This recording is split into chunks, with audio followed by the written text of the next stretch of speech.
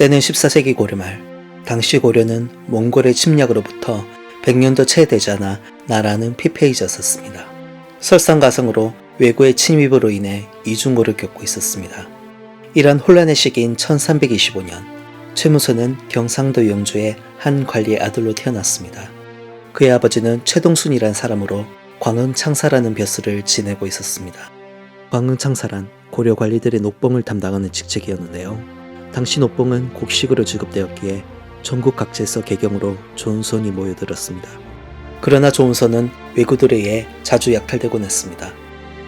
고려조정은 골치 아픈 왜구를 퇴치하려 했지만 번번이 실패했습니다. 외선의 빠른 기동성을 이용한 치고 빠지는 전략을 취했기에 고려군은 약탈을 마치고 떠나는 배의 꽁무니만 바라볼 수밖에 없었습니다. 그리고 따라잡았다 한들 내전으로 다져진 외인들의 칼솜씨에 고려군은 상대가 되지 않았습니다. 공민왕은 중국 용병까지 고용했지만 그 또한 실패하고 말았죠. 기동성과 근접전에 불리하다면 활 같은 장거리 무기로 상대하면 되지 않나 하는 생각이 들 수도 있습니다. 그러나 활은 파괴력이 약했기에 사람에게 명중했을 때만 효과가 있었고 더욱이 흔들리는 배에서 사람을 맞추기란 매우 어려웠습니다. 시간이 지나 군기감에 관리가 된 최무선은 화약에서 해답을 찾게 됩니다. 화약의 강력한 폭발력을 이용해 발사체를 활보다 훨씬 더 멀리 보낼 수 있고 파괴력 또한 강하므로 외선에 타격을 줄 수 있을 거라 생각했습니다. 그러나 당시 고려는 화약 제조 원천 기술이 없었기에 원나라에서 수입을 했고 양 또한 무기를 만들기엔 턱없이 부족했습니다. 화약이 최초로 만들어진 시기에 대해서는 논란이 있으나 화약의 무기로 쓰인 때는 당나라 때로 봅니다. 그 후 송과 금의 전쟁 기간 동안 화약 무기는 비약적인 발전을 거듭했고 몽골은 금과 송을 차례로 정복하면서 화약 기술의 정수를 얻게 되었습니다. 고려 또한 송나라로부터 들여온 서적들을 통해 화약 제조 기술의 전반적인 지식은 알고 있었으나 자체적인 생산 기술은 없었습니다. 이유는 가장 중요한 재료인 염초를 만들 줄 몰랐기 때문이었습니다. 고려조정에선 원나라와 당시 신생국이었던 명나라에게 염초 제조법을 알려달라 부탁했지만 거절당했습니다. 이에 최무선은 직접 염초 제조법을 알아내기로 합니다. 그는 고려에 온 원나라 사람들을 만나며 화약 제조법에 대해 물었습니다.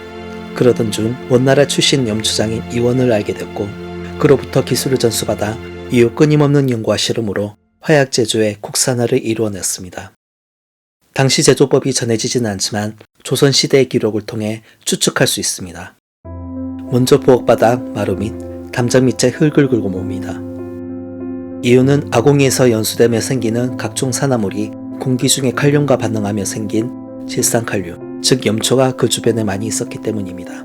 이렇게 모은 흙과 재를 1:1 비율로 섞고 여기에 다시 사람의 오줌을 섞습니다.